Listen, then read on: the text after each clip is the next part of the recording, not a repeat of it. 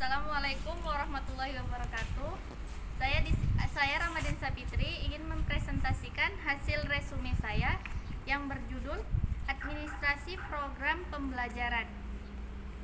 Pengertian administrasi program pembelajaran pendidikan. Administrasi program pembelajaran pendidikan adalah kegiatan yang meliputi pengaturan seperangkat program pengalaman belajar yang disusun untuk mengembangkan kemampuan siswa sesuai dengan tujuan sekolah dalam rangka terciptanya proses belajar mengajar yang efektif dan efisien. Sebelum menjalankan administrasi program pembelajaran pendidikan, kita harus mengetahui terlebih dahulu dari fungsi-fungsi administrasi pendidikan. Jadi, fungsi administrasi dilihat dari konsep dan teori administrasi.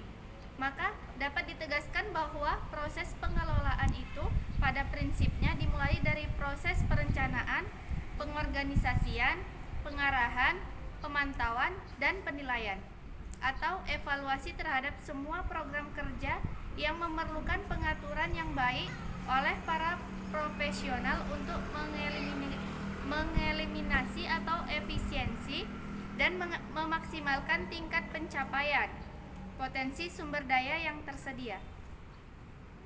Yang kedua, kegiatan-kegiatan administrasi program pembelajaran pendidikan.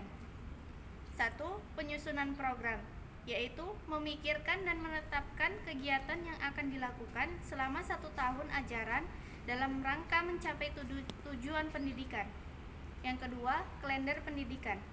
Suatu jadwal yang berisikan angka-angka numerik yang harus diikuti oleh sekolah di mana pada jadwal tersebut sudah ditentukan yang terdapat hari, tanggal, bulan, dan tahun yang sudah diresmikan oleh Diknas. Yang ketiga, jadwal kegiatan belajar mengajar, yaitu suatu kegiatan dalam proses belajar mengajar yang sudah ditentukan oleh pihak sekolah sehingga tercapainya proses belajar mengajar yang efektif. Yang keempat, perencanaan belajar mengajar, yaitu suatu rancangan kegiatan yang harus dilakukan oleh pihak sekolah sehingga terlaksananya proses belajar mengajar. Kelima, pembukaan tahun ajaran baru, yaitu kegiatan setiap awal tahun yang di dalamnya terdapat berbagai macam kegiatan seperti penerimaan siswa baru dengan diadakan sensus anak usia prasekolah. Yang keenam, pelaksanaan kegiatan belajar mengajar. Suatu kegiatan yang dilakukan baik itu di dalam kelas maupun di luar kelas yang berada di lingkungan sekolah terdiri dari pendidik dan anak didiknya. Yang ketujuh, pengaturan metode pembelajaran, yaitu proses mengatur serta merancang suatu kegiatan bermain yang mana akan dilaksanakan baik itu di dalam kelas maupun di luar kelas. Yang kedelapan, pelaksanaan evaluasi, yaitu suatu kegiatan yang dilakukan oleh para guru atau tutor untuk menilai anak didiknya berdasarkan kemampuan yang dimiliki anak didiknya.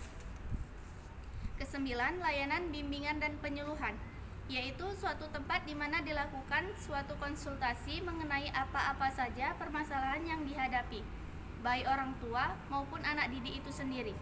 Yang kesepuluh, penutupan tahun ajaran baru, yaitu kegiatan yang dilakukan setiap tahun di mana kegiatan tersebut antara lain yaitu adanya laporan pertanggungjawaban ke Diknas setiap tahunnya mengenai kegiatan apa saja yang dilakukan baik itu di dalam urusan administrasi keuangan dan lain-lain. Ada juga yang bertanya tentang perencanaan pembelajaran yang ideal itu yang bagaimana. Perencanaan pembelajaran yang ideal itu adalah menempatkan peserta didik sebagai pihak yang paling aktif dalam kegiatan proses belajar mengajar dan tenaga pendidik sebagai pendamping selama proses tersebut. Dan ada juga yang bertanya tentang apakah guru bisa mengganti isi materi yang tidak sesuai dengan kurikulum.